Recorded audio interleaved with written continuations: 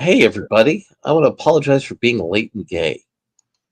Are we Studio Ghibli presents the Gospel of Comics? Yes, yes, the yes, we Ghibli are. of the Ghibli of comics. I mean, that's a pretty good thing, not gonna lie. Oh, and then Larry fled. No, that I was trying to rejigger something and it did not work the way I wanted to. So let me do it this way. It has defied you. It did, but give me a second. Do, do, do.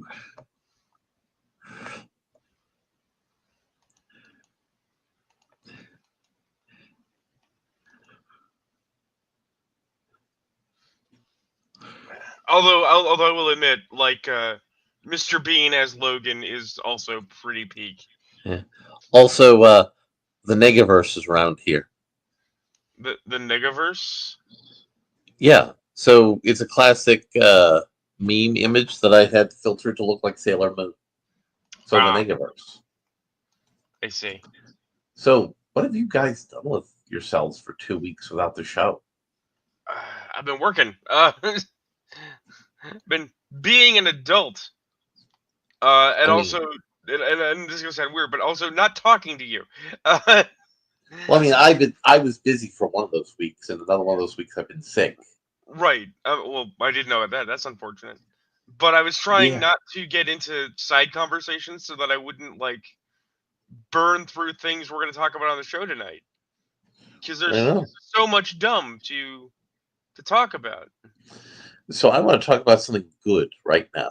Yes, let's start with something nice. Let's softly ease into it. I watched Jack Reacher season 3. I finished that up today. You know, I got in about the middle of it. I really need to finish that. So that is a thing I have also been doing. So Jack Reacher season 3 asked the important question: what if there was somebody bigger than Jack Reacher that he had to deal with? And in the final episode, he does deal with this person. I mean, he deals with that person several times. But he It, deals with them in the Jack Reacher way in the final episode. I mean, sure, but I'm just saying it is the classic answer that anyone who was paying attention should have known that it's not the size of the dog, it's the size of the fight in the dog. And Jack is a smart cookie. He's got a lot of fight in him. I personally think season 3 is a return to form from season 1, You albeit mean you mean a return to there's season form 2 from from season season two? 2. Yeah. Yeah. Hey, Aaron, how's it going? Greetings, and I am Wolverine. Wolverine. Very Yeah. good. Very good. I mean, are they hunting your variant now, or are you in the appropriate timeline? I don't know if I'm allowed to say that actually. And yeah, so I recommend Jack Reacher season 3. It's something good, and I got So some. Go ahead. here's my opinion of the parts of season 3 that I have seen. Okay, I'm gonna make a weird comparison because I've been working through, of all things, Star Trek Enterprise with a friend of mine. A good Star Trek season of the Branagh TNG through Voyager era starts slow. Like they have a half a season, like they have several episodes of Rust because they don't quite have the model figured out yet, right? And if it makes it over the benchmark, the rest of your series is going to be amazing, right? Mm-hmm. Jack Reacher season 1 is just character defining. We're establishing baseline, right? Mm-hmm. Uh, as you imply, Reacher 2 is a little more of a mixed bag because they were trying to do a couple of different things. Some of them worked, some of them didn't. I mean, you had Robert Patrick, so why not? Right? But it doesn't feel like they know what they're doing. Season 3 so far, from what I have seen, it's very sparse. There's very little meat wasted. There's not a lot of difficulty. The actor playing Reacher knows Reacher now, and the people working with him know what Reacher should be now. So you could almost argue that you could start at season 3, and just go forward, and you now know what the series is supposed to be like. Yeah, so highly recommend Jack Reacher season 3, and I got the latest Conan comic Oh, from Nate. Titan Comics. I've been reading that for over a year. And, Has it really been a year? Yeah, it's been over a year. It's been 15 issues. Wow.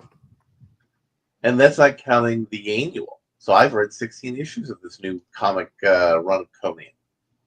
And this entire comic was focused on how Conan was dealing with his grief from the death of Belly. Not Belly. Who was the pirate queen?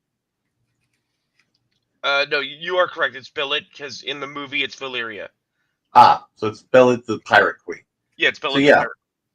So Conan went to the jungle. Some local African peoples were like, listen, death follows you. We don't want you anywhere near us. And so Conan, in his grief, fights a giant panther. And Conan almost gets murked by the panther, but he's like, no, my love for Belik must live, must be remembered. Then he straight up ends the panther. But it turns out the panther is actually a shape-shifting wizard who wants to murder him some snake men. God damn it, they almost had it. I was almost impressed. Man, if I had a nickel for every time. You'd have 2 nickels. It's not a lot, but it's really weird. So what were you wanting out of that sequence? Seriously, because I've been reading Howard again, it would have been nice if Conan had just fought a panther and that overcoming a wild animal had been life reaffirming. It's not that I dislike the weird horror, the cosmicism in a good Conan piece. But I was in a conversation recently. We were talking about not just Howard, but we were talking about some other pieces, and I compared it to how Lovecraft got systematized after death into this nebulous thing called the mythos, where we took episodic stories that had a loose idea of themes running through them and said, no, it's an organized mythology. It's all super genius. You just don't understand it.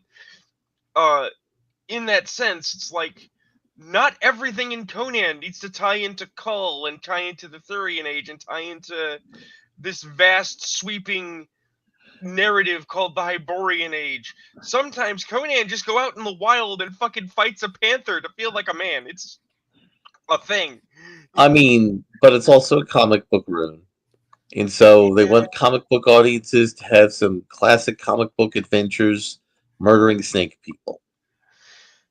I get it, but then that opens the door for things that other people liked that I think are stupid, like Avengers versus Conan. Wait, Well, if he's fighting snake people, was this book written by Alex Jones?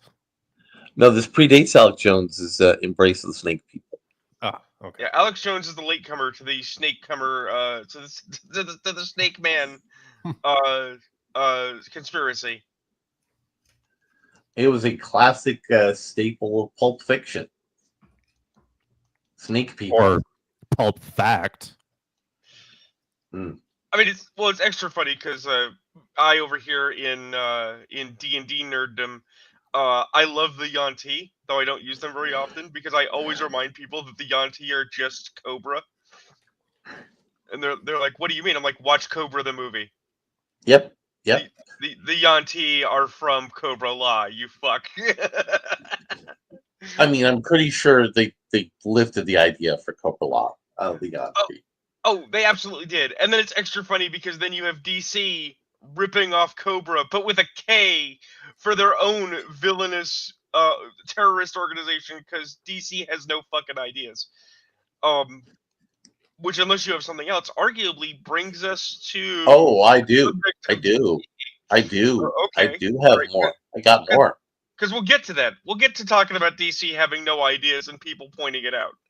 So, I also saw the latest of the Ultimate Spider-Man. So, in the last thing, Spider-Man escaped the Savage Lands, and Wilson Fisk was out to get him because he knew his secret identity and all that. And so Peter and the family were on the run in the Grand Canyon, hiding out among other people in the Grand Canyon in trailers. And Peter and his son bonded over both being Spider-Man, even though the son's only Spider-Man because of his nanite suit, giving him Spider-Man powers. Fucking Spider-Man Jr. God, I hate this shit. And Ben and Peter free a little guy you might know of called Sandman from a government facility where he's being held hostage. Albeit the government would probably classify it as they're holding him to, make sure he doesn't cause harm to other people because he's a man made out of radioactive sand. That Sandman. I was thinking of a different Sandman. Yeah, no, I'm talking about the one in Spider-Man, the classic Spider-Man villain. I didn't realize that Sandman was radioactive in nature. Yes, because he was from the time period in comic books where everybody got radiation powers. Right. Also, Peter's son was busy hitting on Black Cat and also saying, I can't date a girl who's robbing banks. And she's like, I'm not robbing banks. Well, what are you robbing? It's not important. See, somebody thinks that's funny, but that just devalues Black Cat again and reinforces things I've been saying for fucking decades. I mean, Black Cat's not a good character. No, Black Cat's a wonderful character, but they treat her like shit because they all treat her like she's a sex object. Well, no, it's like Black Cat in this comic is 17 and Peter's son is 16. Oh, no. That Black Cat is trash. I recall when the cover came out, people were like, if you're gooning on this chick, she's 16. I'm like, bruh, if you don't want people to be gross with this character, which I'm not endorsing, then they shouldn't draw her like she a grown-ass woman. Well, she's almost 17. Right, but the thing is that the character's actual art does not look like a kid. She looks like a full-on adult because they just wanted a black cat, which does nothing. Which I want to she's Puerto Rican, not black. I don't give a shit. She is a brown black cat. Same thing. In a comic. It's not about the ethnicity. It's about, yet again, Marvel, when they could have avoided comparisons to DC, said, how about if we run right into them face first? Because DC loves to waffle on whether Selina Kyle is black or white. Ever since the Batman TV show. And to be fair, I'm in Club Eartha Kitt. But I fully assert, it's like, no, Felicia Hardy is a white chick. We know she's a white chick. I know this is Ultimate's imprint, but Ultimate's imprint can get fucked.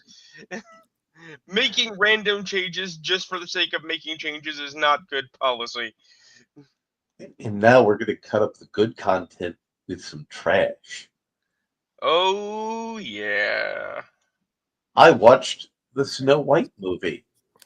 Oh, I thought you were going to talk about the trash in the Ultimate's imprint. I mean, I'm only reading the one book in the Ultimate's imprint that's actually good. Right. But what we're talking about is no. Paul is mainline. Paul is mainline. They look so artistically similar, it is impossible to tell them apart now. Well, I actually think the art in Ultimate Spider-Man is better. But we're gonna talk about the Snow White movie starring Rachel Zegler and Gal Gadot. It's a Franken movie. There was an original movie idea in there. Am I the only one who didn't realize it was Gal Gadot until like recently? I thought it was Morena Baccarin was playing the Evil Queen for the longest time. No, I don't care. I don't care. I'm just laughing.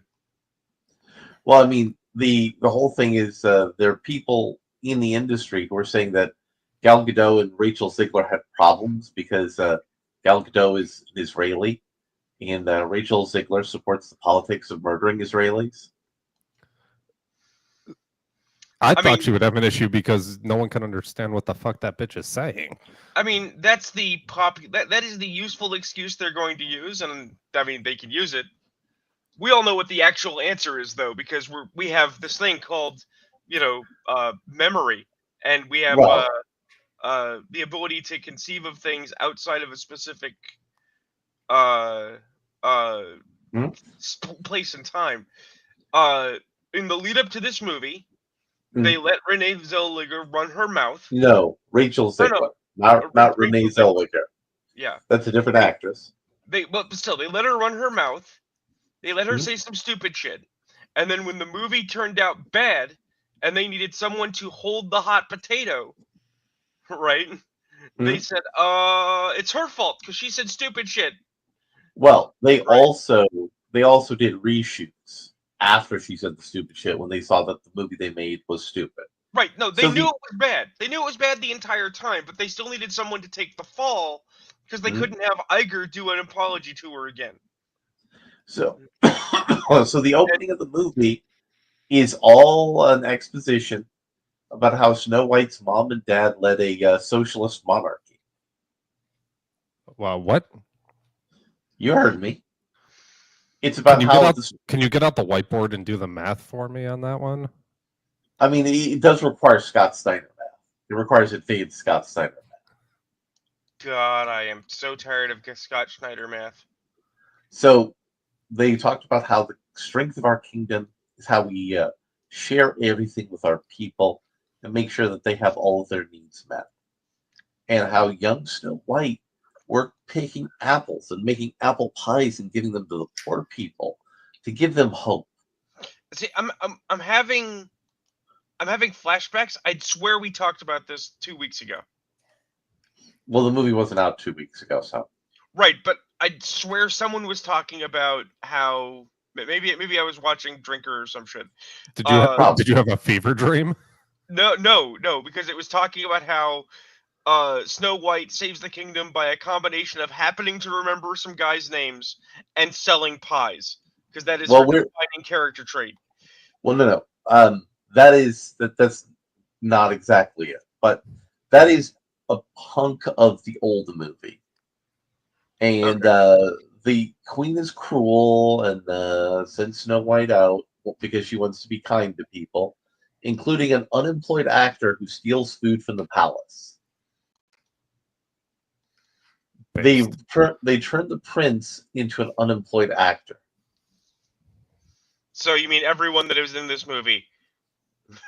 Basically. I mean, I think Gal Gadot will actually walk, but I don't suspect many other people are going to get careers from this. Oh no, Rachel Ziegler's actually going to be fine. And I'm about to get into that. In maybe a decade. No, she's going to be fine right away. Wow. Because of the part of the movie we're about to get into, the part where Disney injected good quality content, albeit the dwarves were frightening and horrific. Okay. So the evil queen sends Snow White off with the huntsman. The huntsman says, "Run, stupid, run!" Like in the original. And then they do an almost shot-for-shot remake of the original for most of the second act. In like 90% shot-for-shot remake. And during those sequences, Rachel Ziegler's acting and musical performances are all excellent. I heard that she actually did a really good job with the songs and stuff. Yes. But the point is when they gave her a character to act with, as opposed to a character to embody and use as a voice for her messaging, she did really well. I also heard that on a technical level, she was proficient at the dancing. She was. Well, she's theater trained, so it's not surprising. Right. She is. And there is one piece of the original movie script that was in that sequence, which was jarring tonally. You know, the whistle while you work sequence where she goes about and cleans up the dwarf's house and singing a happy song. Mm-hmm. In this movie, she tells the dwarves to clean their own damn house. which actually undercuts the whole socialist narrative thing. I mean, we just traveled out to the mountain from Dawn, gave ourselves a lifetime of black lung, and have now returned home. But yeah, no, let's clean the house for you, lady, while you stay here rent free. That's how that works, right? Yeah, Which exactly. and from what I understand, I haven't read the original Grimm fairy tale version of it, but even the original Disney film dumbed it down and made it all light and airy, and now they've just done it a second time. Well, no, because the Disney version still had thematic elements and narrative structure that made sense. Yes. So Snow White goes out and finds the unemployed actors that are the key to building the revolution. Then Gal Gadot turns herself into a witch, gives her the poison apple. She goes to sleep. The actor comes back and kisses her. She wakes up, and then she and the actors go into the city. Everybody remembers Snow White because she was nice to them. And then, they just let her go into the palace, and the queen confronts her in her mirror chamber. The mirror breaks. She gets turned into a monster, and then Snow White's the queen. That's the movie. This was not a good movie, but it was not Rachel Zegler's fault. The problem with Gal Gadot in her performance in this movie is you could have casted a 2x4 and gotten a better performance. No. She's not a bad actress, but she decided to try to do a Raul Julia style performance as the evil queen. Oh, she wanted to pull a Bison. Yes. Oh, and poor sweet summer child. You do that right, or you don't do that at all. Good yes. God. That and the other problem is she wasn't able to sing in a way that was intelligible for most audiences. So they had a stunt voice for part of her musical performances, which was really distracting. Yeah, it's not great. So unlike Jack Reacher Season 3, or the Ultimate Spider-Man comic book, or the Conan comic book, I don't recommend this. This is not a good time. I don't recommend it at all. But I saw something else because it was very big online. There's a lot of talk about it. Have either of you guys heard of the TV show Severance? No? Yes, I had heard of it in passing. I've not actually watched it, and I've heard that the whatever the fuck they just came out with was extremely contentious. Well, I mean, it's stupid. That's a better word for it. It's stupid. But a lot of people are really into the show. So, Aaron, for your edification, the premise of the show Severance is in a future, a company makes a procedure which enables you to not remember your life outside of work when you're working, and to not remember what you do at work when you're at home. Isn't that just called alcoholism? No, because our main character is also an alcoholic when he's not working. So he's double dipping. I got it. Yeah. So there's a whole lot of lore and weird shit to attempt to make this show more interesting than it is. The show is supposed to be a satire of office culture and how you actually spend more of your life in your office than you do with your family, and how you have a fake personality when you're at the office. But they decided, we should focus on the actual world building and lore and setting of the show, which doesn't connect to any of those more interesting ideas. So they're set in a company town that's run by a biomedical company that wants to eliminate pain in all its forms. No. That's a terrible idea. That's called leprosy, motherfucker. And the town was founded by a weirdo in the turn of the century in the 1800s, who was whose parents were brother and sister, Of course they were. Fucking Hollywood. and he was confronted by four spirits, which taught him the spiritual values to found a company to begin his spiritual quest to eliminate human pain and suffering. So he had a psychotic break. Mm-hmm. And the interesting thing they could have done with this is it's kind of a Buddhist-like religion. So what they really could have done was did a commentary on mindfulness, because mindfulness was actually developed as an attempt to inculcate corporations into thinking like Buddhists. But the people writing the show weren't that intelligent. Hey, Aaron, you got that shotgun sound effect handy? I do. Oh, okay. Thank you. You're welcome. So Call it our, the Kurt Cobain special. so our main character became severed because he didn't want to remember the fact that his wife died in a car accident. So Rune, you know how these sorts of TV shows work. Did his wife die in the car accident? No.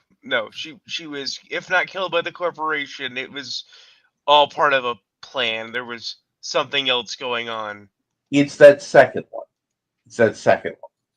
Yeah. And the secondary protagonist is a female character who's the new employee who really fucking hates the company and doesn't want to work there. So Rune, what's she like when she's not working on the floor where she's basically a robot for the company? Oh, she is the most egregious girl boss, awful character you can imagine. Oh, it's much worse than that. She's the daughter of the CEO of the company. Of course. And nobody noticed. Nobody noticed and let her work for the company. Well, no. Nobody noticed because all the people on that floor who could have noticed don't know about the world outside their office. Right. Because And there's no one outside the office who manages any of this, has any insight into what goes on inside the office to prevent that. oh no. They actually wanted her to do that because it was all part of the PR so that the procedure could get better public relations. Of course, because fucking idiots wrote this. Mm-hmm. This sounds more tedious than a time travel script. It Oh, is, yes. and I want Oh, to yes. die inside. Well, yes, but we're not done yet. So our two main characters had sex together in the cave where the company founder was visited by the four spirits. Of course they did. I mean, if And- you're going to have sex in a cave, it's going to be a forced spirit visit cave is where I'm going to have sex in. Yes, but here's the fun part. So the CEO Okay, Larry, alluded to- don't you fucking lie to me. There is no fun part of this. the current CEO of the company said that he had all sorts of illegitimate children. So Rune, they're brother and sister, right? Of course they are. Because I saw Boss 20 years And ago. and they're going to give birth to the reincarnation of the founder of the company Of course they are. because that's how this script is written. Of course it is. So the audience viewpoint characters work in a metadata section of the company, and what they're trying to do is create the perfect severed employee using the main character's wife, who we thought was dead, as the experimental guinea pig. Right, because we need that woman specifically. No other human being on the planet Earth is a functional guinea pig that could do this job just as well. It has to be that one. Yes, because she actually has memories when she went through the procedure. Not memories of who she was, but memories of things of the world outside. Of course, because no one exists outside the companies, and we have no system for actually watching this, so we don't know that there are people outside the company who don't know this is going on, because anyone inside the company doesn't remember. Oh no, everybody outside knows about this procedure, and it's a extremely politically contentious procedure. Right, this is retarded, Larry. The sooner this stops, the sooner I'm going to stop interrupting it. So the ending that was contentious is the main character chose the evil girl over his wife that he had been pining for, because it was the main character who was inside the company who's actually in love with the alter ego of the woman who's the evil company princess.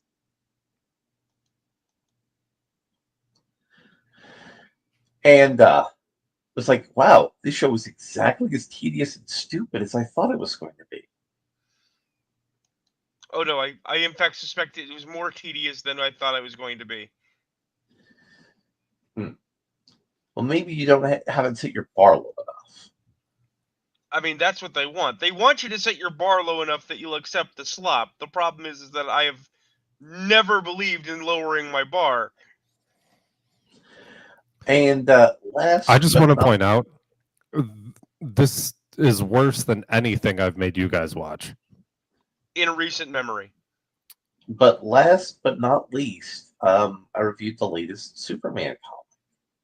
And this is in the new Superman comic that's doing some things that are kind of interesting, but they're finally petering out.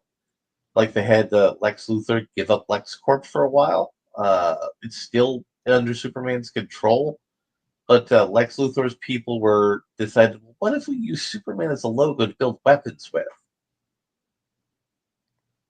And we just don't tell Superman. That sounds like a good idea. Yeah, that's gonna work so well. Superman's gonna be so okay with that, guys. He was not. He was not. But little did Superman know that the person inside LexCorp who did that turned herself into a female Metallo. Just out the next issue of the comic. I need to cancel my subscription to this comic book because it takes a Didn't you say that on the last issue too? yes, but I forgot because of the stuff that had went on in my life. But I see, remember now. yet again, because I was in a conversation about this. This is the problem, right? Everything is world building. Everything is connected to everything else. So it's like, why is there a female Metallo? Well, you have to have Metallo. But why? Because you have to have Metallo. But why for this story? Because it's a Superman story. You got to have Metallo in it. It's like, no, you fucking don't. So Also, female can we- Superman Lois Lane was in charge of the Justice League for some reason, but it was a really shitty Justice League lineup. No, that was where the conversation was, and this is a better one. This is a better subject. I'm gonna hijack your thing. Well, I mean, Why? we're talking about the comic, so it's not Sure. actually the hijacking it. Why? well, the did- bar is so low, you should be low jacking it. I know, right? But here's the thing. The conversation was, why does DC need a Trinity? Who's on it, and why? Well, I mean, they don't. They don't. But Who cares? But my friend Lane was making the argument that he didn't think there was a problem with Wonder Woman being on the Trinity, but he didn't understand why it was so important she's there. Right? And She has so boobs and a vagina.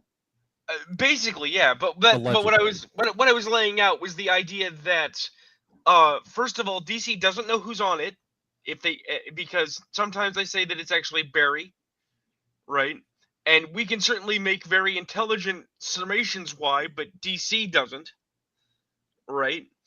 And then followed it through with when actually talking about the characters, they don't know what to do with Wonder Woman. Because what originally spawned the conversation was, why is it that everybody seems to be okay with Wonder Woman being kind of like a hardcore murder monkey and screwing things up, but she's on the Trinity? And the answer is because you can't criticize Wonder Woman because Wonder Woman is the de facto tool of feminist representation in DC, right? So she has to be right, but you can't have Superman or Batman do the things that you need her to do. So she often is the instrumental object in fucking things up. She's the wet work Simultaneous. person. Right. And it all basically boils down to DC as a company not having the follow through of its assertions, whatever they are. They waffle back and forth. And then it gets wrapped up into deconstructed world building and it just becomes a mess. Yeah. Cuz that's Versus because that's what you're talking about here, though it wasn't where you Mhm. started, is all of this is deconstructed world building. But this is actually not bad deconstruction. It's just not a really good story. I mean, it's not great, man. Now, can we write a whole story that uses like negative world, like no world building, Yes. or a negative Oh, yeah. amount of world building? been done. That'd be fun. It's been done. Yeah, been but we done. but we haven't done it. Is my point. I mean, No. fair. But we could. So there is a comic that Rune presented to the class to review, and I tried to review it, but I was unable to finish reading it. Yes, and it's your fault. Well, You are look, I to blame. brought it up because it was one of the dumbest things I had ever seen. It is indeed one of the dumbest things that has And- ever been seen. And shit, I totally forgot with everything that was going on the past couple of weeks. I was going to read it, but yeah, I totally forgot. So Aaron made the smartest decision of the three of us. no. Church has made the smartest decision of the three of us. He's not here. Which is unfortunate. Yes, we read. Larry and I subjected ourselves, at least in part. I actually, I was able to get a third of the way in. I got to the end, but we watched / read / observed / were molested by and damaged by the Harley Quinn Fartacular. Show me on the doll where Harley Quinn touched you, Rune. Right in my Well, ass. Yeah, because it's about farts. So Wouldn't it be yeah, with her asshole? No. because she also wants you to fart on her. It Uh, It was a comic book version for an entire comic of the meme from Police Squad. Tonight, the writer's barely disguised fetish, and it wasn't disguised. It was not disguised at all.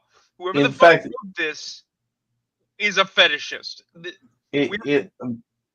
They also have a section where Harley Quinn goes to the museum and looks at a museum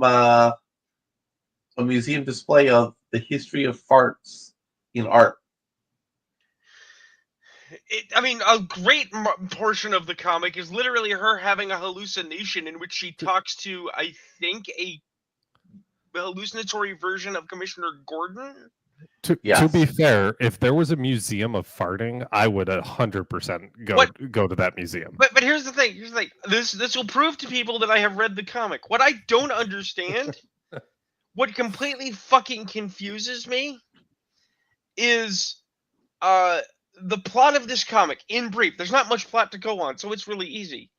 Is Poison Ivy farts. Harley's really sexually into it. Right. Ivy's not into it because she's embarrassed because she farted. So Harley is wandering the city trying to figure out, how do I make up to my girlfriend, right? Discovers the fart exhibition at the museum, right? And decides she's going to steal fart-themed relics from the fart museum. Wait, so this is National Treasure, but with farting? And this is Yes. contended by a not superhero that is a Dutch woman in clogs. So Do the Dutch have a thing about farting that I am not familiar with? Yes. Okay, explain it to me, Larry. Make it sense. Hold on. No, I need this as a movie with Nicolas Cage playing Harley Quinn. So so the Dutch, along with the Germans, have a love of There's a reason scatological pornography. There's a reason it's called giving somebody a Dutch oven. Yes, that's another aspect of that as well. Yeah, but the thing is that because that is not the most common knowledge you might think it is, right? But if you're a person who wants to read a fart comic book, it is common knowledge to you. if you are a person who actively wants to read this scratch and sniff comic book of fart, then I suppose so. Dude, they missed a great opportunity to make the physical book a scratch and sniff. It is. No, it Oh, is. it is? It is a scratch and sniff 100%. comic book. Okay, I kind of 100%. want a copy of that. Just that's hilarious. That is amazing. But if you are not Hey, a Dave, person can we that go is to the into comic that book is store not on my the- day off? Okay. If you are not a person that's into this, then that is not the most common of knowledge. And it just seems like a fucking mean-spirited dig on the Dutch for no random fucking reason. And I mean, they also attack Batman for being a guy. they do. And the worst part is that they fail at it.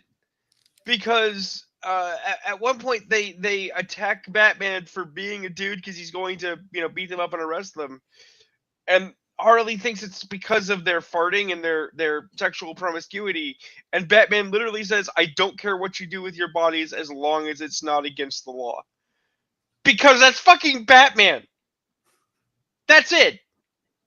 I If you're not mean, some breaking of the those. law, he doesn't care. If you want to sit in your villain lair and fart at each other, more power to you. I mean, Batman doesn't care. Harley was able to fart and make it a rocket. Like elevated her in the air several times.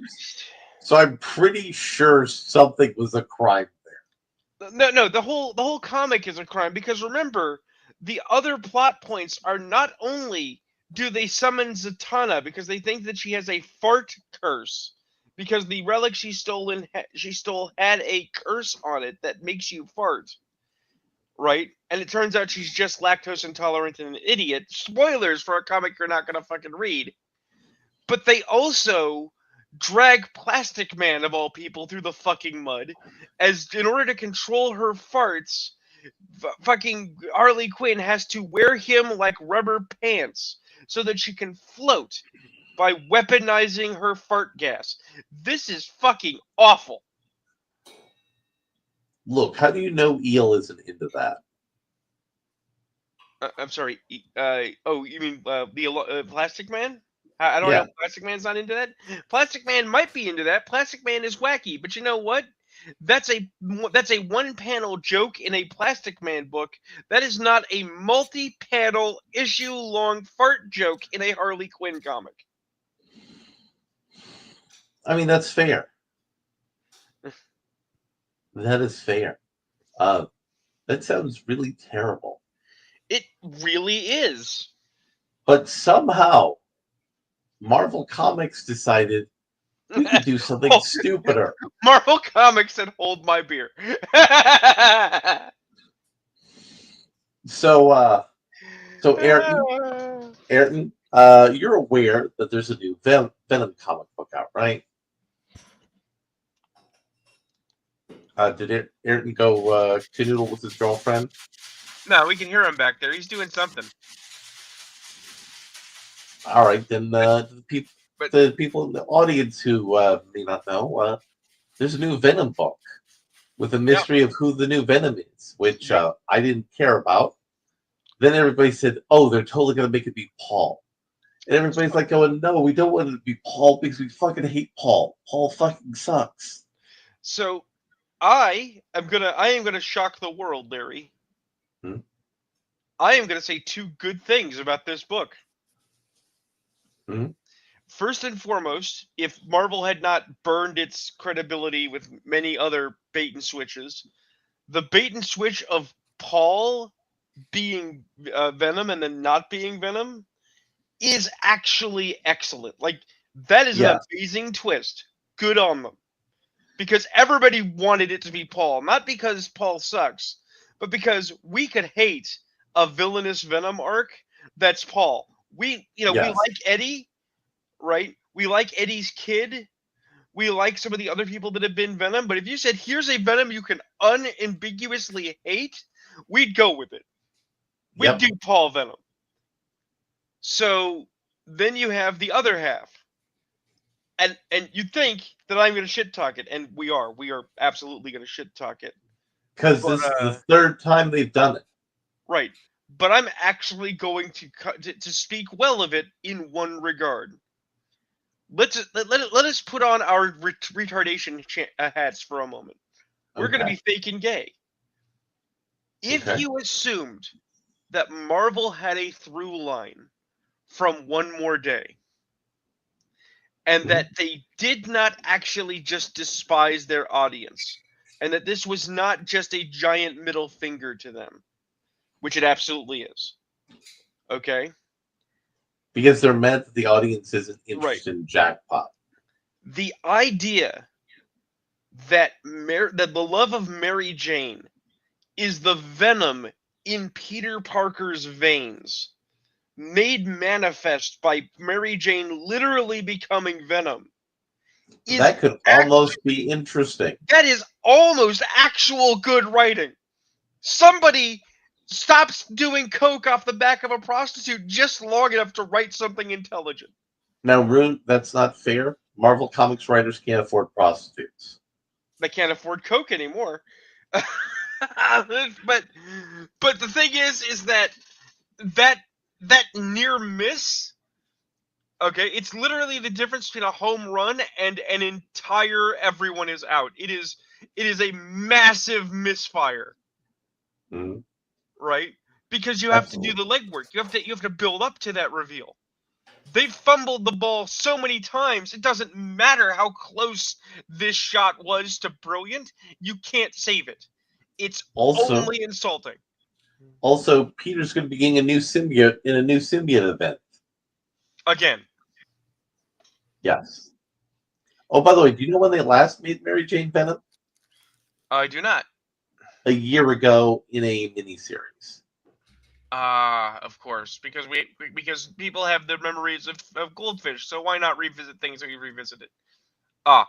Ayrton was grabbing food, but he will be back. So. Oh no, I'm back. Sorry. He's back now. Welcome back. We were asking if you were here because we didn't actually see your message because we tarded. So we talked about how Mary Jane's become Venom again. Yeah.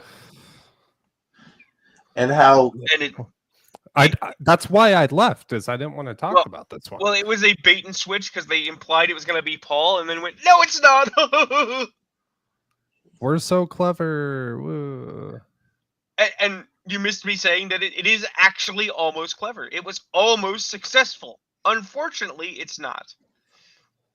Because we can all tell it's a giant middle finger. It's you want Peter with MJ? Well, fuck you. She's Venom now. And really, Venom goes back to Dylan. That's what's going to happen. Venom goes back to Dylan. Eddie Brock gets reconstituted from the space dust and he goes back to Eddie. It doesn't matter. Oh no, Eddie's now with Carnage. Of course. Of course he is. How long until the next King in Black event that we don't fucking need? Oh, the King in Black is currently tormenting Peter. Why? Because Peter was briefly King in Black recently. Why? Because? Why does a cosmic shape-shifting menace from the beginning of all recorded history before time, when the light of reality came to be, give a flying fuck about Peter Parker of Earth, a backwater planet in the middle of nowhere? Well, because he was also Eddie at one point in time. Don't care.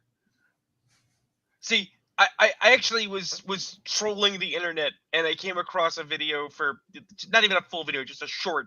And they were talking about the King of Black, and I'm like, okay, I'm going to leave this video very quickly. And I spotted something, and my brain went, wait a minute.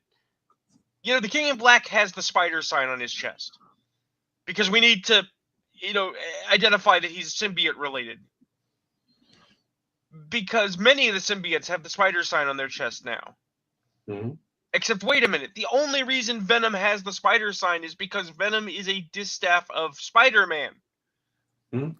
Right? Frenzy didn't have one. Shriek didn't have one.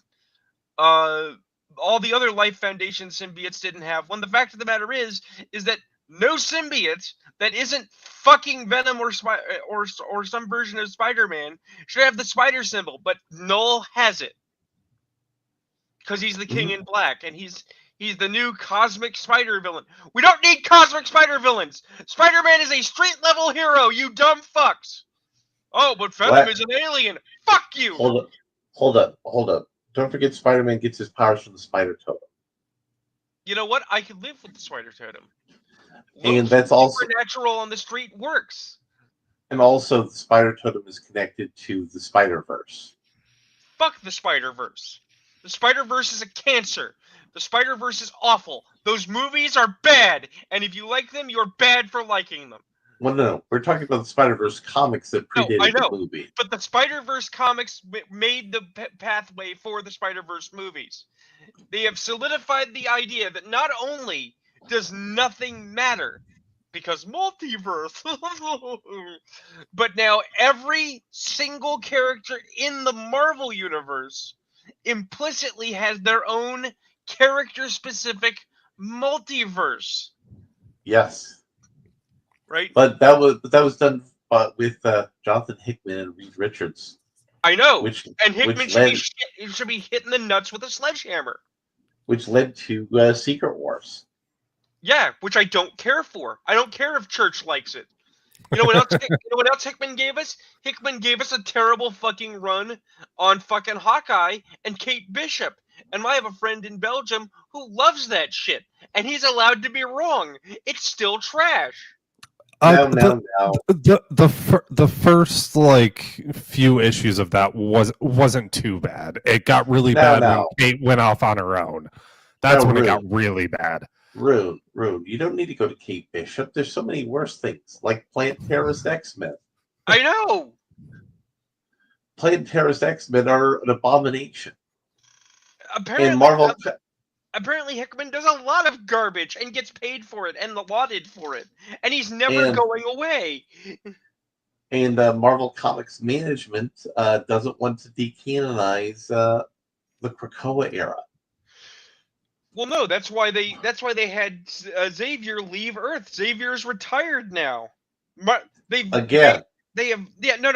want to be very clear. They have literally said, not only are we getting rid of Martin Luther King the mutant, but he's never coming back. But we kept Magneto, so Malcolm X was right. I mean, they could at least do it like actual MLK and have him get shot by the CIA. No, they did dumber. He left to go be with Liandra again to rule the Shi'ar Empire again. No, what I'm saying is they could at least make it a proper analogy to MLK and have him get shot by the CIA. If they had Xavier be shot, then he could have been martyred, and then he would have had a positive impact. And they just spent 2 decades shitting on Xavier's legacy by making him a zombie puppeting malevolent monster named Cerebro wearing a giant fish dome. Because fuck that Scottish Pratt. I mean, you're missing the point. I'm mostly just trying to say that the CIA 100% killed MLK Jr. I mean, that's up for you to decide. I'm not gonna comment on that. But Rune, he doesn't go back to rule the Shi'ar Empire. It's to help Liandra deal with their child. Right, but Liandra rules the Shi'ar Empire. Did she lose the throne again? Who took it? No, it's not that, because Xavier didn't go back to help her rule. He went back to help their kid. Right, and he's going to get wrapped up in Game of Thrones space bullshit because they've got exactly 3 story ideas lifted from popular television. Don't try and tell me he's not going to get involved in Shi'ar politic, which I would actually be interested in if the Shi'ar actually fucking mattered. But we know they don't, because in, 3 attempts at the Dark Phoenix saga in movies, they have never once mentioned the Shi'ar fucking Empire? Because real quick, I just had an idea. Sufficiently weird. I just had an idea how you could almost make him going to help with their child interesting. Almost. If their child's in 14 to 16, somewhere in there, and is being a little emo asshole, right? So Charles goes out there to take him on like a space road trip to try Well, and it's like a daughter. whatever. Takes her on like a space road trip to try and like bond and be like, you know, a father figure, and they have like misadventures on like their space road trip. That could almost be interesting. See, here's the problem: is that this is a Redux plot because Xavier was dead already once before, having faked his death, and was living on the Shi'ar Empire with Liandra. They did it already. And then they did it again in the animated cartoon, the recent X-Men 97. Right? So, doing it over again isn't fucking genius. It shows No, that, again, the House of Ideas has no ideas. I'm just saying, if you want to make him being the absent father that comes back to help make it almost interesting, that's a way you could do it. I mean, yes, you're talking about let's do Logan in space. More power to you. I was thinking a little bit more of a light-hearted-ish tone. No, but- I get it, but at the same time, you're Well, still like- talking about old man Xavier running around with his daughter, who's going to be the new Xavier. No, that's Because not that's where I how was they'll going with play it. But that's But how that's- they'll play it because No, but Marvel that's is not fucking where I. dumb. No, but that's not where I was going with it. I know where I, was- know where, I was- I know where you were going with it. I was thinking like National Lampoons, like he's taking her on a space road trip vacation, and like shit goes wrong, and she's like, "I hate you, Dad. You're not my real dad." And you know, it like that's like a more of a sitcom sort of, you know, like an '80s sitcom sort of feel. I'm gonna go a different movie. I would actually go with something in the vein of Dutch. Dutch is a great movie. So, like, Leandra's daughter gets stuck on Earth because she wants to meet her human dad. Xavier's like, you can't stay on Earth. And so Xavier and his daughter travel the spaceways back to the Shi'ar Empire to deliver her, and they have some heartwarming adventures along the way. And when Xavier gets there, there's this suitor for Liandra who's a real piece of shit. And Xavier lays out, it's like, look, buddy, you're going to take good care of my daughter, or I'm going to leave you a mind-crippled fuckface. And they're going to and they're going to have to feed you through a straw. All right, I could dig that. Well, quite frankly, it's like, okay, fine. You want to make out that Xavier's a piece of shit and that given the opportunity, Xavier would use his psychic powers in an aggressive fashion? Fine. Okay, I don't like the piece of shit angle. I actually like the idea of Xavier being a decent person with great power because great responsibility, but fine. Let's show Xavier being a little nasty. Let's give him a Jedi arc. Let's see him using his psychic powers in ways he's never used them before to actively fuck up bad guys. I mean, you could make your premise work with not making him a piece of shit, like the protected bad angle. Like he's not necessarily a piece of shit. But... No, that's what I'm saying. I'm saying Marvel has really tried to push him being a piece of shit, but you could recontextualize that as no. What you've misunderstood is he's just a super protective dad who's tried to be responsible, and now he just has no more fucks to give. He is just very tired of this bullshit. And when Xavier's like, I'm done with this, you realize just how powerful he is. Because remember, unlike the Phoenix, unlike Jean Grey, he's not a telekinetic. He's a pure telepath. He can't actually necessarily physically affect you, but he can make you believe any goddamn thing he wants. Right. Including that your heart stopped. Right. I mean, he could implant a fart fetish in your brain. But that's the thing. That's the thing. Just imagine a scene where there's a bad guy, and the bad guy thinks he's got Xavier over a barrel because Xavier is a weak human, right? And Xavier is like, "You having trouble breathing?" And the guy literally starts having trouble breathing, and Xavier's like, "Now I can't actually stop your heart, but you know, I could make you think your heart is stopping, and you can feel that way forever, and I could leave you like this until the day you actually die, on the edge of death, begging for release, unable to breathe, unable to move. Or you could let us go, and maybe your heart will feel better." That would be baller. He could just implant all the last 5 years of Disney movies into their head on repeat.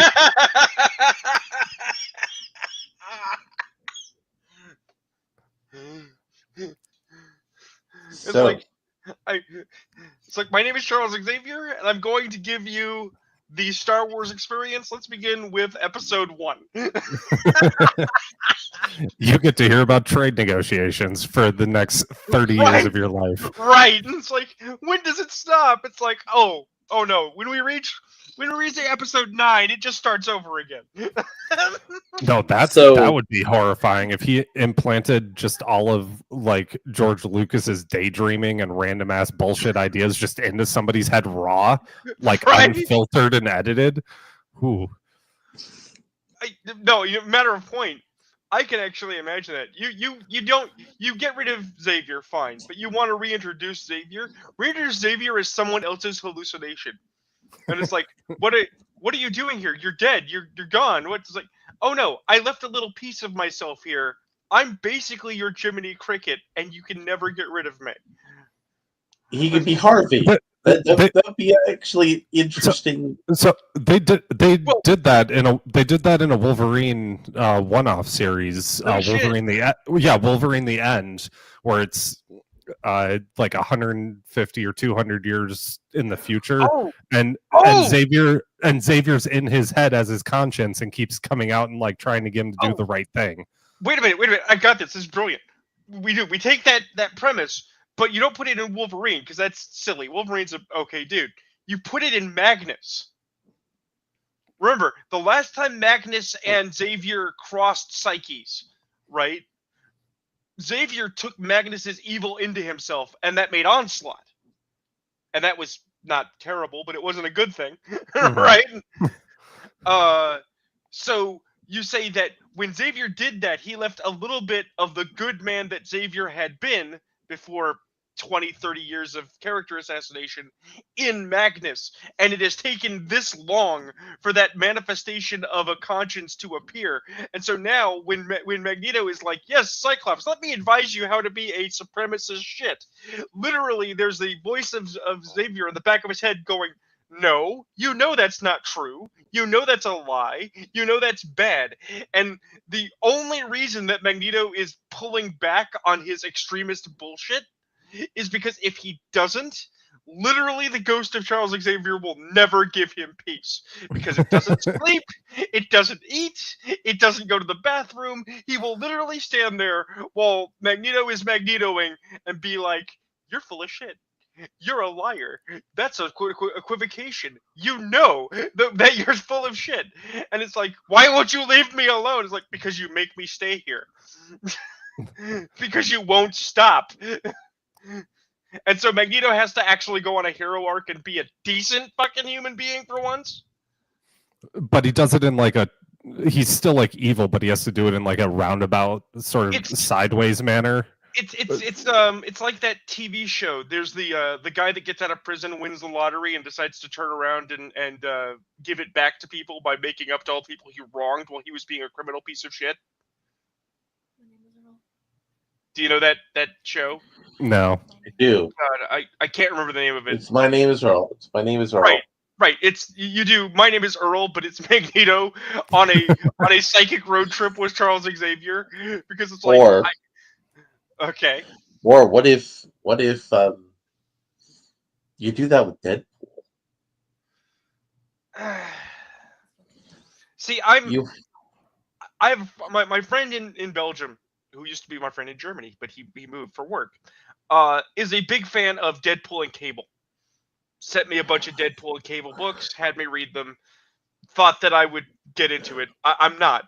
I don't care. Deadpool's not funny to me. Did I watch? He got overplayed, I would say. Did I watch the Ryan Reynolds movies? Yes, I did. Did I like them? Yeah, as movies. Do I like Deadpool? No. I don't think that outside of a very limited short-term context, Deadpool can actually be played straight as a non-joke character and be enjoyable. He's only a one-trick pony because he's basically Deathstroke knockoff. That is his defining trait. Literally. To the extent that some people think Deathstroke is now a Deadpool knockoff, it's like, no, other way around, guys. But Um, you should read Wolverine: The End. It's I think it's a 6-issue miniseries. They did like a Fantastic Four one and a few other characters too. I but will. I will look the- it up, by the way. But the the best ending of it is kind of weird and not that good, but like the lead up to it's pretty interesting. But I will look it up. But the best Deadpool depiction I actually ever saw, the only Deadpool depiction where I'm like, okay, I'm cool with this, was Deadpool versus Moon Knight. Because at one point Deadpool and Moon Knight are literally standing on the street, and Deadpool's like, "I was a merc. You were a merc. Why is it that you think being a merc is an awful thing and gives you an excuse to become a divinely inspired murder monkey? But I was a merc and I'm a bad guy. No, we're both bad guys. Don't pretend." And this, I don't to be clear. That's Deadpool saying, "Don't pretend you're a good guy. You know better."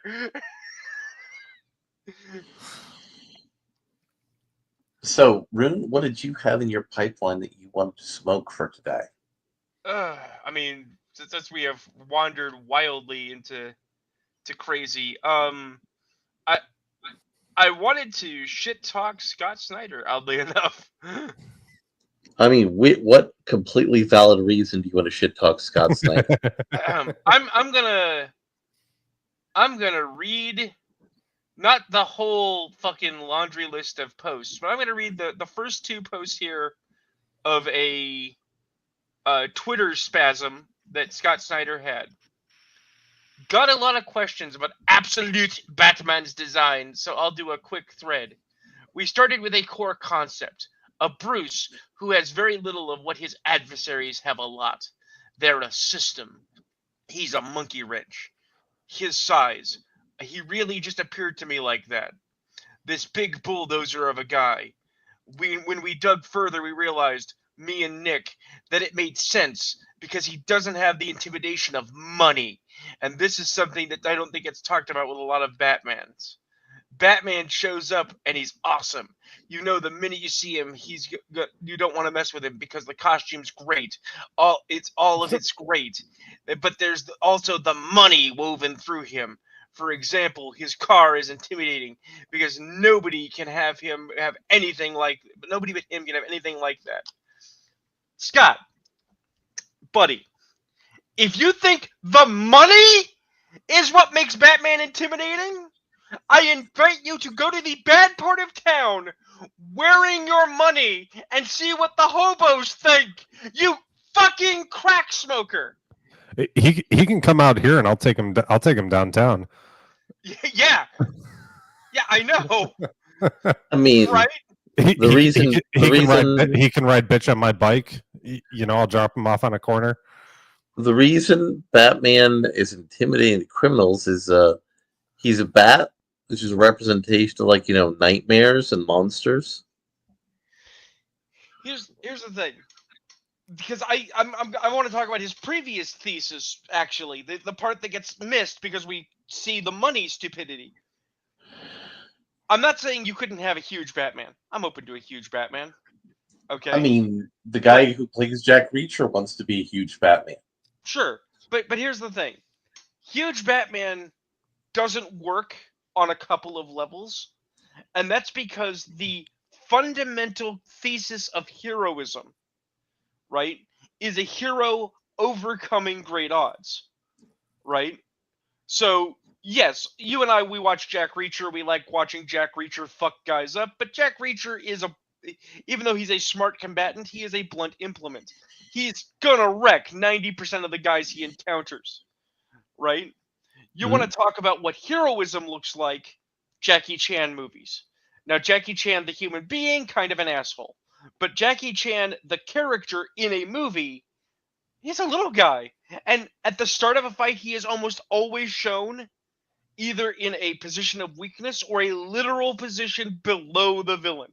He's got to fight up a series of stairwells and landings to the bad guy. He's got to fight through a bunch of dudes.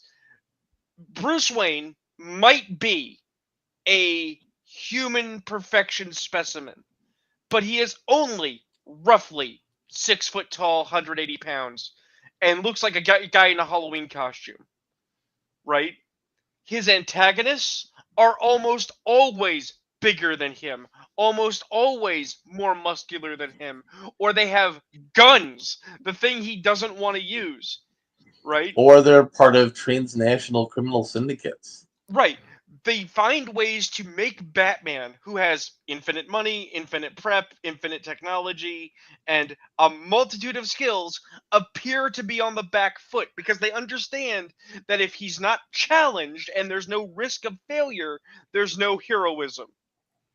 Right? Well, and like for lore reasons, do they ever talk about what martial art he's trained in? He's actually trained in multiple, so I mean, more accurately, he's an MMA fighter. But in movie and more recent fiction, they've gone forward to push this ninjutsu narrative, which is kind of dumb. Well, yeah, because it's not a real thing, but Well, because the original story was that he traveled the globe learning multiple arts from multiple masters, so he knows judo, kendo, jujitsu. Your list goes on.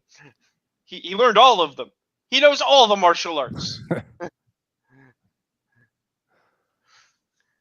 because I mean, like, have you like if you ever look at somebody like outside of like MMA and like middleweight up, but like somebody who's like Muay Thai or judo, jujitsu, they're always tiny dudes. Right. The thing is that real strength training and real martial arts often favors a more lithe profile, unless you're dealing in certain arts that are all about core strength, in which case you look like a fucking blacksmith, where you might be chubby, but it's all fucking built. It's all muscle Yeah. under that flab. And that's not a fast guy, because he doesn't have to be. Right? Absolute Batman, the Man Mountain, right, is not actually muscular. He is the Hollywood television Mr. Universe idea of what muscle is. And the fact of the matter is, the guy with that build isn't fucking strong. He just looks it. But he's got a giant axe on his chest and he fucking murders dudes. It's like, no, he doesn't. He only maims. It's like, dude, you cut off a dude's arm. He's gonna bleed the fuck out. You murdered him. Fuck you. Okay. Well, he only blinded that guy. Yeah, he rotated the ears of his helmet and stabbed a dude's eyeballs in. Don't tell me he didn't perforate his fucking brain or the guy didn't die of shock. Absolute Batman straight up murders people all the fucking time. And the most recent debacle, not even Scott Snyder running his mouth and proving how stupid he sounds, is Bane, which was also on our docket. Is the wonderful alien that is Bane, fat neck, small head. Are you gonna pull that up, Larry, or are you sleeping? I was kind of dozing a little. Just a little bit. Also, I was kind of like going like, ugh, this is Oh, kind of tedious. Because you don't want to talk about Bane? You don't want to talk No. about the creator of Bane saying that the new Bane looks like shit? And then people No. desperately trying to defend it? No, and the only Bane that was good was Tom Hardy's Bane, because Tom Hardy was so over the top and insane with his performance. I actually would argue that the Bane that was presented in the original Batman and Robin Adventures animated BTS was also good. The first time was actually good because it didn't mess with the formula. They said, okay, he's gonna sound like a erudite South American and be super strong. I mean, we could talk about the fact that Blade is fucked. So I mean, they've got they have another director. They have another Again. director, Well, and this is like the fifth one. and it was actually rumored as of today that the film might actually just be canceled. They might have just said, "Fuck it, it's Again. not happening." Yeah. Because they believe we're about to enter the end of the comic book movie era. Which is And not- we're going to be... Which is not true, but I think we're done with the cinematic universe era. I think we're at the point where comic books are going to be less prominent as cultural products, and we're going to go into all in on video games. Yeah. Nintendo's making a Legend of Zelda movie, live action. Why is it not animated to match the Mario movie so they can do a Smash Brothers movie? Like, I am so upset about that. It's because everybody knew they were going to do a Smash Brothers movie. So Well, let's yeah, see. I want a giant hand glove thing as a villain to just like beat up Nintendo characters on the big screen. So we could like, we could talk about how Mark Waid is gonna fuck DC over again with the rewriting the timeline for Classic Heroes with a new history of the DC universe to replace the previous Marv Wolfman history of the DC universe, neither of which fucking matters because DC doesn't give a shit about its own canonicity. Mm-hmm. We could talk about how Ubisoft has basically sold off its video game division to Tencent. Well, here's something better. Okay. Warner Brothers is looking to sell the Looney Tunes brand. Yes, I actually want to see if what Coyote versus Acme is actually going to see the light of day. That would amuse me. They're actually in I like negotiations. the premise of it. Because they actually sold another Looney Tunes movie to another production company to release it. And So- it did okay. Yeah. As I've heard. So we might actually see Coyote versus Acme come out, but what do you think about the idea of they're selling to Universal most likely, or possibly Sony, the Looney Tunes? I mean, we've seen this before. It will collapse. I mean, the Warner Brothers was like, that's what built Warner Brothers. It's, I don't know if you can, like, if you can sell it to anybody else. So here's the thing. I'm gonna pull out something interesting. Many moons ago, okay, Mama Rune, who's sitting on the shelf collecting dust, used to talk about when she was a little girl and she was born in 1952, and her parents talking about when there was only one phone company, Ma Bell. Mm-hmm. And Ma Bell collapsed, and so a multitude of phone companies appeared. And we're still moving through that era now. We have a bunch of different providers, right? But the fact of the matter is that businesses collapse and then businesses consolidate over and over again. Hollywood already went through this once. There were, at one time, I want to say 3 big studios. And Warner Brothers was one of them. Right?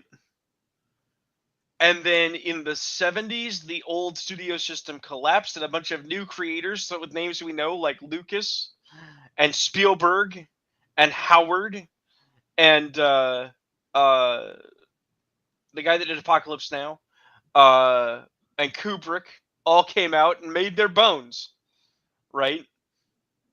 And now the Hollywood system is consolidating again. As they run out of ideas, they are buying up everyone else's properties and pulling them all together in one house on the idea that if one or two major companies hold everything, they can make everything and it'll all be good, even though they may not have the focus or wherewithal of that material. And we know what's going to happen. I don't know. Like, how with Warner Brothers selling Looney Tunes, that just sounds like they're going under. That's the equivalent of like Ford selling the Mustang to Toyota. It would be a better Mustang. It would be a much better vehicle if Toyota built it. But that's kind of like we suck, so we have to get rid of our flagship. That's just it though. IP. It's an admission they can't compete, right? Kind of like how Sega doesn't make video games anymore, or they don't make consoles anymore. They're just a publisher, right? Yeah. But at the same time, right? The presumption is that will Universal make good Looney Tunes material? No, they probably won't, right? But why sell to Universal or Sony? Because you're not selling to the mouse.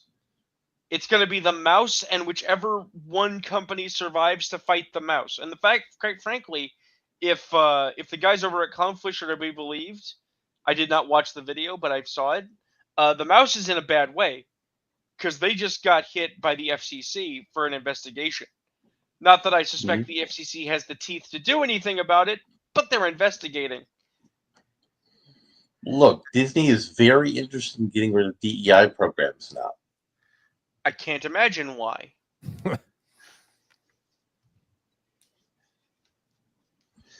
I can't imagine how after 20 years of wasting money, they are finally going, maybe we shouldn't have gone all in on this notion promulgated by third parties outside the US that want to see our companies destroyed so that they can buy our market share. That's the weirdest fucking thing. Because, again, Ubisoft bought out by Tencent, who are the people that brought in the DEI practices that harmed Ubisoft in the first place. And old Ubisoft remains with all of the debt, leaving all the debt holders holding the bag, and Tencent has all the valuable content that they'll flip to a movie studio. Right.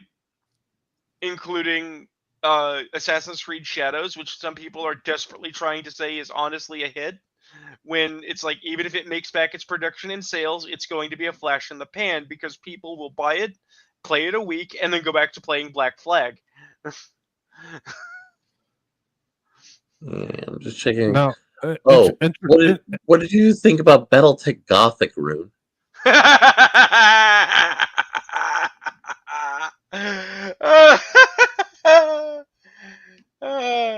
were you gonna say, Ayrton? Oh, I was just thinking about who would use Looney Tunes better, Universal or Sony, and I kind of think Sony would do a better job at making Looney Tunes content. I don't know. As weird as that is to say, well, because Sony movies are so like schlocky and over the top. That's kind of what you want in Looney Tunes stuff. It needs to be over the top and ridiculous and not make sense. But Sony has a stated tendency towards micromanaging, which runs counter to the successful creation of cartoons. So logically, it could be Universal, who are at least a known movie company who know how to stay the fuck out of the soup. But to answer your question, Larry, but anyways. now that I've gotten my laughter out, BattleTech Gothic, much like we were just talking about Warner Brothers selling Looney Tunes, is an admission that they can't compete. Catalyst Labs fucked up. But I mean, and they fucked up hard.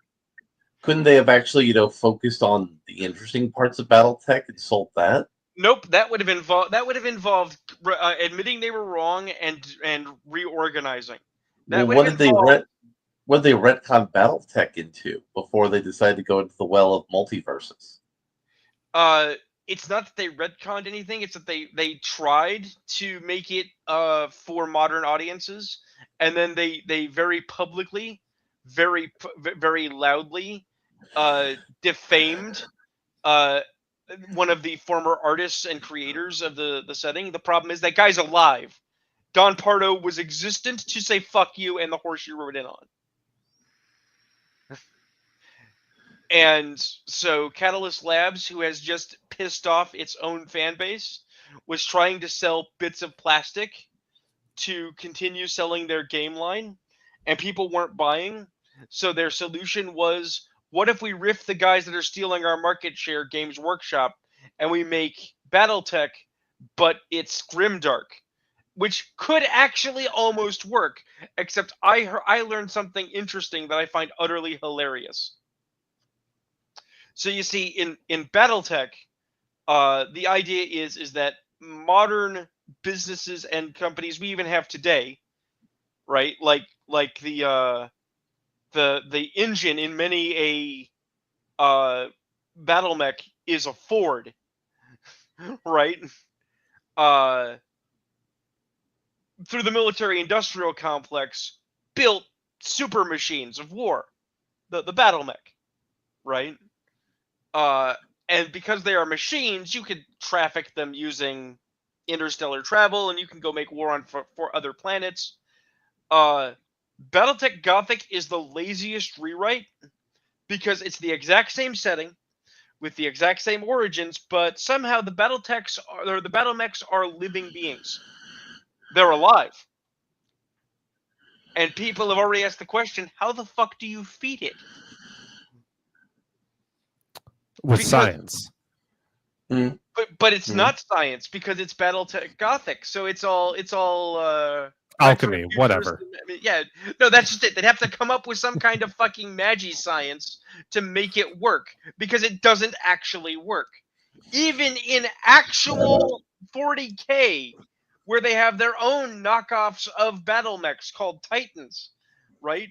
Titans are different enough because they are run by teams rather than a single individual. So you need at least 5 guys to run a Titan, right? And they're still robots. They're still machines, often with fantastic artificial intelligences, right? You can't make a fucking vat-grown giant mech and then pilot it with a dude in the brain pan. That doesn't work. Not unless you do some serious fiction writing, and they didn't. They literally just put it out there and said, "You guys like the Warhammer? You want to play BattleTech Warhammer? Here you go." It is the dumbest shit. It is the laziest cash-in, and it is an admission of surrender by a company just straight up saying, we can't compete. We can't do it. We don't have any ideas. We couldn't even do the smart thing and just make money by reprinting old BattleTech, which people would have bought. Mm-hmm. But isn't old BattleTech problematic? I mean, that's what they want you to believe.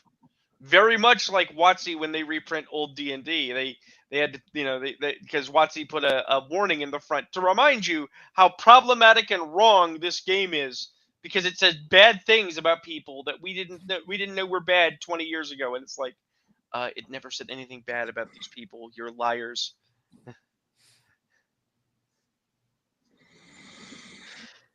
Because remember, you can't have ninjas in D&D. That's racist. Ninjas are a race? Ninja, please. Well, I mean, they put it on every first ed book, but it only stands out to me on Oriental Adventures, because they literally basically say that everything in Oriental Adventures, which is a malaise of Imperial China and feudal Japan, is racially offensive to the peoples involved, who, one, were never asked, and two, it never actually tried to be those cultures, because it's the setting for Kuratur, right? It's a fantasy Asia. It was never real. Anyone who is reading Oriental Adventures as a textbook for how to eye Japan, it should get fucked.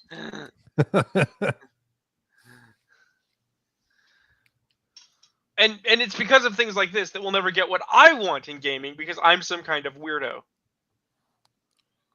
Which What do is you want?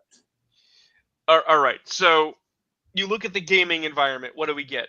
Well, if we do America, outside of a couple of exceptions that have been done by some really extremists that aren't fun, you get South America. We almost never do anything with Native America. If you look at Africa, we always do Egypt. We almost never do Inner Africa. Not in a meaningful way. Right? Because most of those cultures don't have a written tradition. Right. If you look at Asia, it's always Imperial China and a little bit of Warring States Japan. Right? We don't have any of the stuff from Korea, which is actually really interesting. We never do Korea. We never do Jakarta. We never do India. Right? We never do anything with fucking Russia. Right?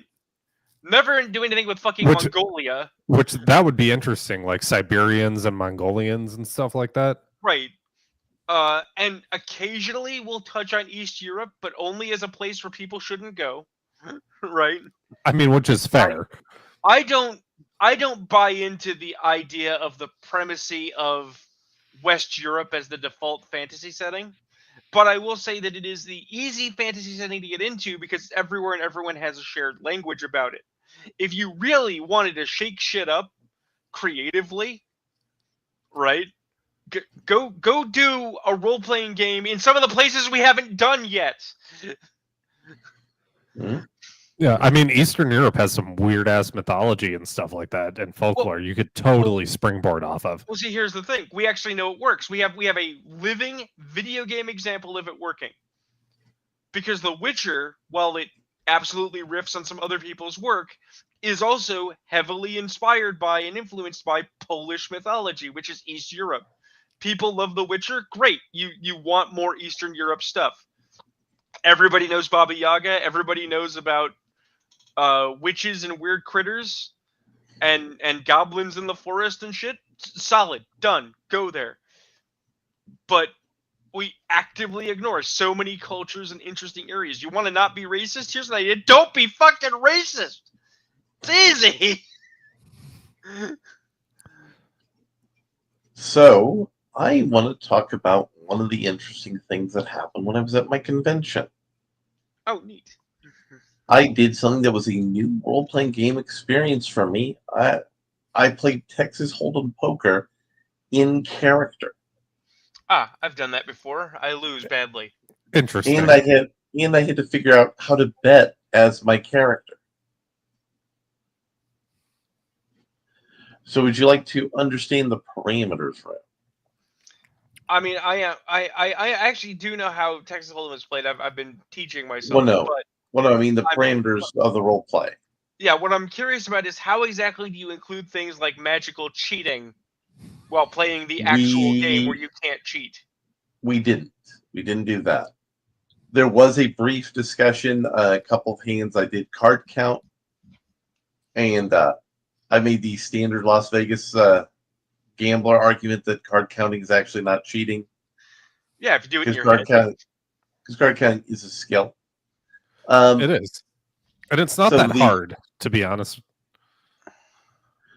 So what I did that was interesting in this aspect was we had chips, and the chips that we had were based initially off of a single favor. So what I quickly realized is my character wasn't really losing anything. My character was betting a favor over a series of hands. And then I Okay. re-upped with a second, more specialized favor, which was to be a second in a duel. So I thought that was interesting. As you know, that meant that basically all these chips, they didn't really matter because they were just all just two favors. And the players who were involved, at least three of us, knew how to play Texas Hold'em poker. So it was a game where chip stacks were going back and forth, and that was really neat. The GM who was running the game had an idea that we're going to like swap stories over cards while we're playing. That ended up being abandoned by the players because we realized we couldn't do that. Yeah, no, that never happened. That seems complicated. In any game, any LARP environment where you have an actual game, people playing the actual game takes precedence over the theoretical role play of role playing a game because the characters are invested in not losing. Yeah. And the DM wants to have the Hollywood experience where everyone's at the table holding their cards, having witty repartee. Players don't do that. Players just play the game. Yeah. So what we actually did as players organically was we had the witty repartee before we played the cards, as we were all going to the essentially casino place, Right. which I thought was really interesting. And I enjoyed that. We also did something interesting with where in this particular setting, which all the games were set in this particular setting, I came to realize when you're an immortal, kicking the can down the road is a lot more rational than strategic option. Making something someone else's I mean, problem is a lot more logical, You're not wrong. which I thought was really a fascinating thing to realize. It's like going, this won't be a problem in 250 years. So I'll just kick it down the road 250 years.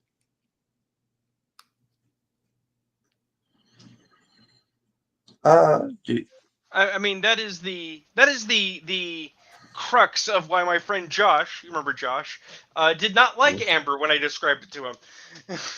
Mhm. I will explain that in just a second. But I mean, as vampires players, though, you still have the same thing as vampires. Look, we just kick this problem down the road a couple hundred years. It'll be someone else's problem then. That is the nature of immortality, which I thought was kind of neat. The difference is that in Vampire, your chickens come home to roost, and you pay for it. Oh, no. When we were paying for those, we were kicking the can down the road because someone else had kicked the can, and we were there on the road where the can was. Right, and what I'm saying is that in Amber, at least, characters are ultimately, on some level, not beholden to morals or ethics beyond their own sense of maybe I shouldn't be an asshole. So, you kick it the can down the road, it becomes somebody else's problem, right? That somebody else kicks it down the road, and it becomes somebody else's problem. But the people who kicked it down the road, they're still alive.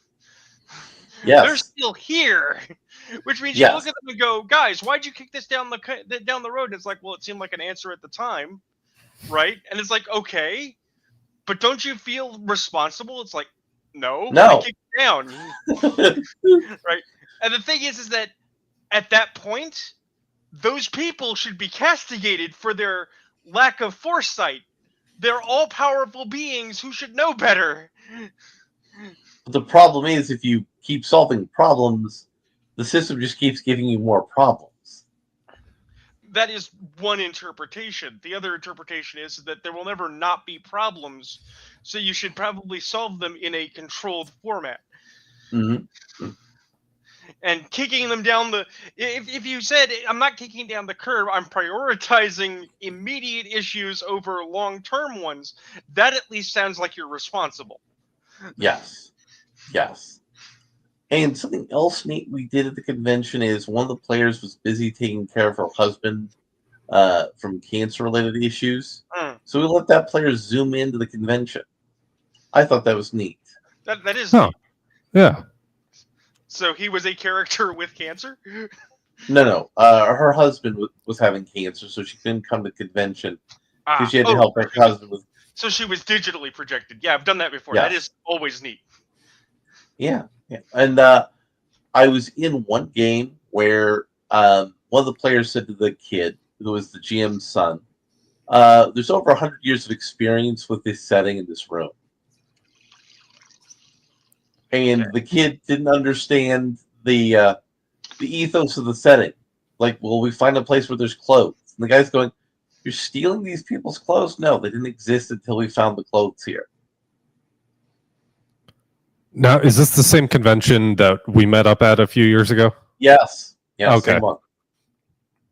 In Detroit. And that Embassy Suites has apparently changed over ownership. Oh. I mean, it has it gotten worse? Because it was pretty nice when we were there. It's still nice, albeit there was one weekend night where there were a bunch of people who decided to be disorderly at like 1 and 2 in the morning when people were trying to sleep. Yeah. Yep. I've been working at places when that happens. That is a pain in the ass. And especially when they have a bunch of like annoying ass kids that are running around and you have to keep yelling at the kids to shut the fuck up. And I was at the point where I was too tired to get on the phone to call front desk.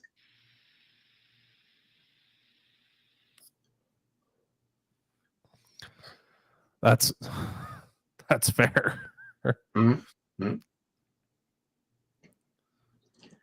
Yeah, that was what I did with part of my hiatus from the show. I had a good Sure. time. Church says knock knock in the chat. Can't you let yourself in? Give me a second. Let me go. Let me. In, Let me in- go. Let Church in like he's some kind of cat. in matter of point, my working structure has changed. Actually, Church. Oh, there we go. Now I can add him in. Instead of being paid a fixed amount every 2 weeks, Mhm.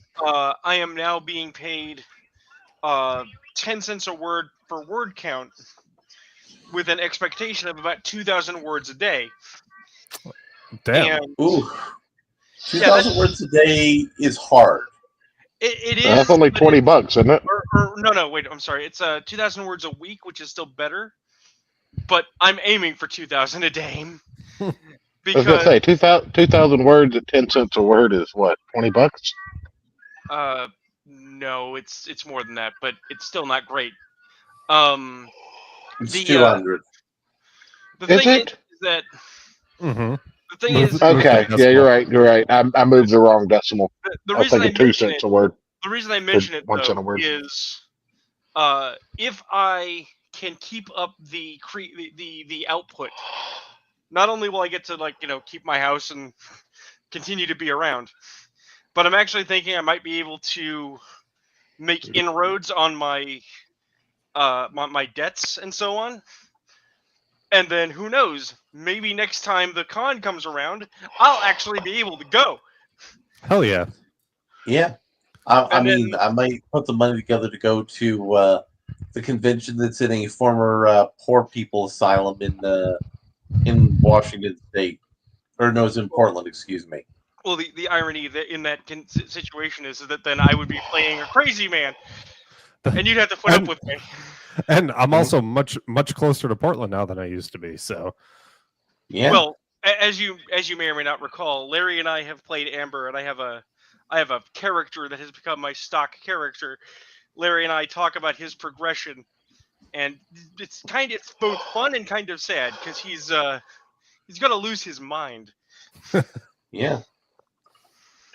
So did I miss the conversation about Mary Jane being Venom? Yes. yes. You did, but we can reopen the conversation for you. No, he's asking because that was his plan. He has succeeded. No, it wasn't my plan. I wanted to yell about that. Oh, well then please do. Yes. Here, Why? Just There. why? Okay. So the people who make our comic books believe it's a problem when there's a power disparity between the girlfriends of superheroes and superheroes. So that Aren't means Venom you have- symbiotes susceptible to temperature? Mhm. I mean, you'd So think so. because- really, one of the ways to solve this problem would be to fridge Mary Jane, right? Well, because the actual answer is that Venom should not be able to possess Mary Jane because Mary Jane's too hot. Yeah, I totally thought you were gonna go to a fire crotch reference with that.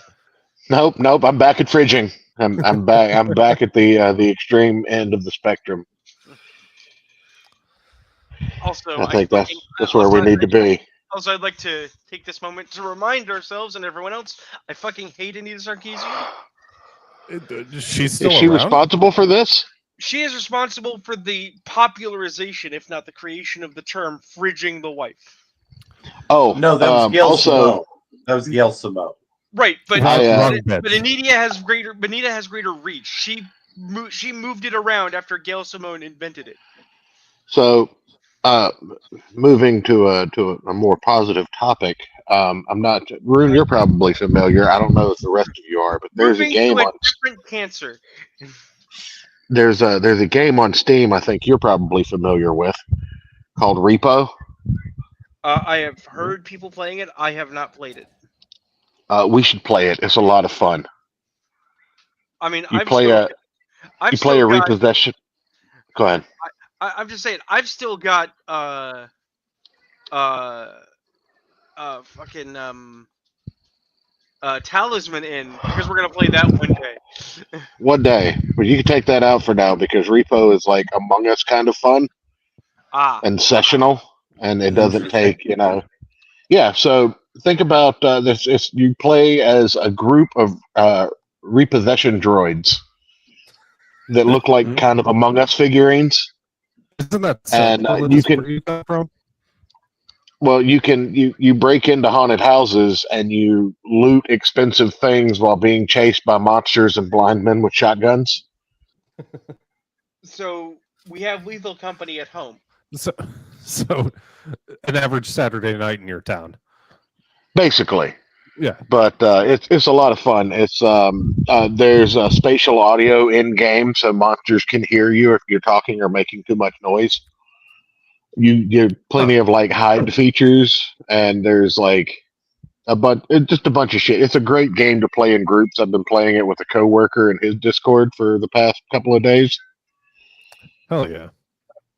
But yeah, I think it's something we should look into and probably enjoy doing it. It's also probably a lot less intensive than Talisman as far as space. I didn't realize most new games take multiple gigabytes, if not dozens of gigabytes to install. This one took less than one. Oh yeah, optimization is dead. So this one took less than one, and you can mod the hell out of it. Like my character in our game now has a Tangula head and a cape and a cigar. Hell yeah. But yeah, you can buy stamina, health, and strength upgrades, and it's a lot of fun to be had.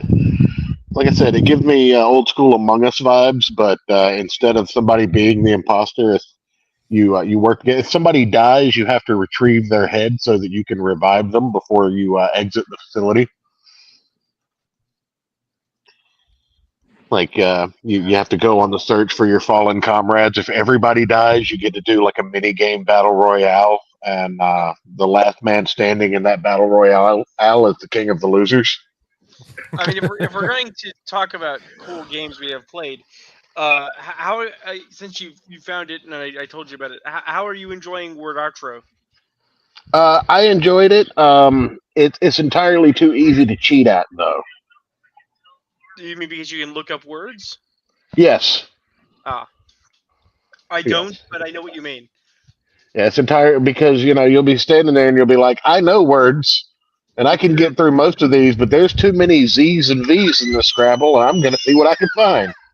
Oh, there's an obscure French term that counts. What I find weird is when a word that is an actual word apparently does not count for Scrabble. I did not. Booty daddy is not an English word, believe it or not. I mean, that doesn't surprise me, but you'd think vagary is. But no, I just figured I'd make an appearance since I didn't get the notification until I was already on my way to bed. So what do you think about Wolverine? Let me full screen that for me, whoever's in control. Oh, okay. Very good. Very good. He should have been the Wolverine that Deadpool 3 was shot with. Right. Is it confirmed that Channing Tatum is coming back for Avengers Doomsday? I mean, everybody's coming back. It has become a point of mockery, in fact, that people are returning. I mean, it is based on Secret Wars, so I kind of have to see it. You can understand that. Well, we have Yeah, to see it. we It's know. the end of history. It's the end of what we have going on right now with the comic book movie era. No, that was Endgame. Was the end of that? Yes, Endgame was the end of that. Everything else has been the burning pile of refuse left behind. Well, no. The studios will now believe that it's over. The studios have known it was over since Endgame. They've just been trying to milk the corpse. No, they didn't believe it was over, but now they know. Okay. But no, if it's leading to a Secret Wars movie, I have to see it. It's required of me. It's in my DNA. I mean, Church, you also missed me talking about the Snow White movie. That was part of the plan.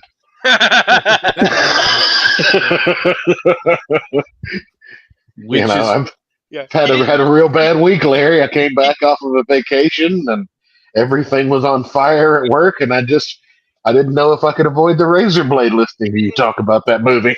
He didn't Well, miss it. He dodged it. There's a difference. but I actually opened talking about good things.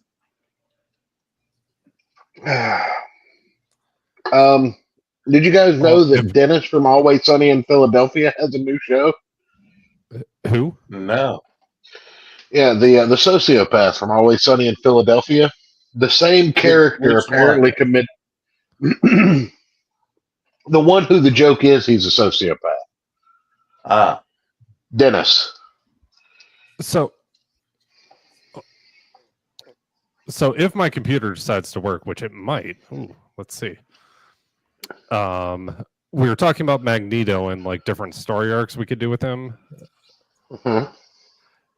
Earlier, I think I found the solution if it loads. My computer's still kind of being an asshole. The last solution, so to speak. Yeah, if you want to pop that up on screen there. The Omega solution. Mm. Almost there. There we go. We got it. So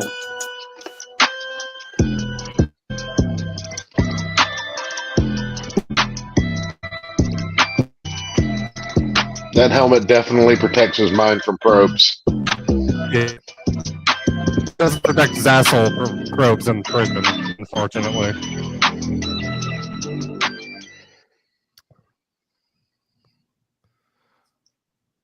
I hate everything about this. I should have never come on. That's courtesy of my fiance, by the way. She sent that to me.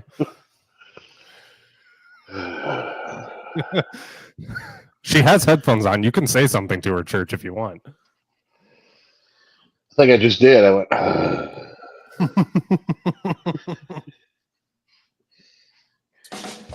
Much disappoint. You're better than most. I mean, look. She. Oh wait, no, you're engaged to Aaron. No, you're not. He's not wrong, you know. Much a disappoint. Oh, hey, I still have imitation crab. Hey, Did you say you have imitation crayon? Is that like a Crab. vegan version of? Oh, I thought you said crayon. I thought it was a vegan version of food from the Marine Corps. No, but you guys know that I work in textiles, right? We do. I So thought you I worked in a saw warehouse. Well, there's a warehouse attached to my job. I work on a printer. Those don't do well in warehouses. But one of our salesmen, so in the effort of saving $1, our company buys the cheapest fabric fucking humanly possible. Mm-hmm. Mm-hmm. Doesn't optimally maintain our equipment. So when you apply heat to cheap fabric, sometimes what they call slubs in the fabric pop from pressure buildup Okay. and cause little white spots in the design because it blows off the piece of fabric that has the ink sublimated to it or printed on it. Literally nothing you can do about that in the process, and it's just an after effect of cheap fabric. So we printed like 400 yards of some fabric, and this motherfucker brings in a box of Crayola crayons to try and match the color of the white spots. So you look over, and there's a 50-something-year-old man What kind of leaned autism over. level is that? Off the charts. And then he's like, let's run it through the heat press and see what happens. And I said, David, here's what's going to happen if you do that. Man's name's David.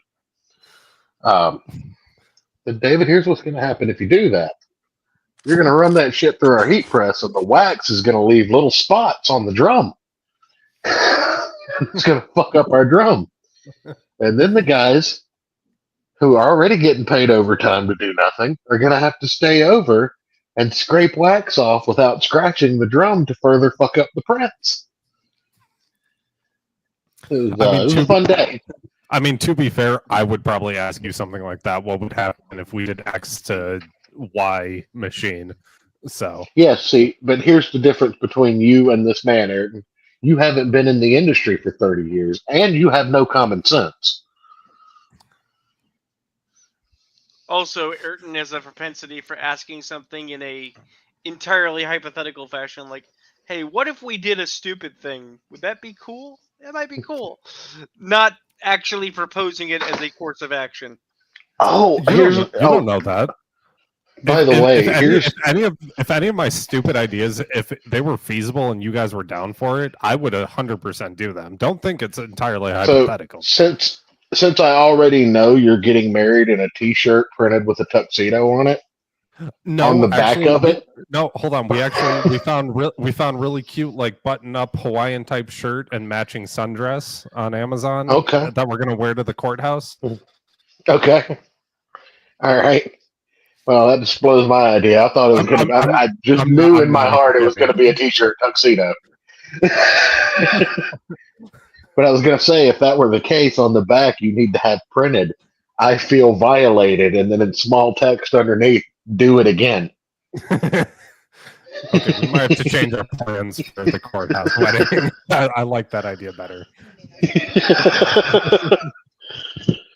You could just get a patch that says that they sell them. Stitch the patch onto the Hawaiian shirt. But I think that carried us to midnight. It did. Glad I could come in and save the show, boys. Well, I mean, Thank you for your service. You just tipped us over the edge. Yeah, well, you're not the first people I've done that to this week, and you won't be the last.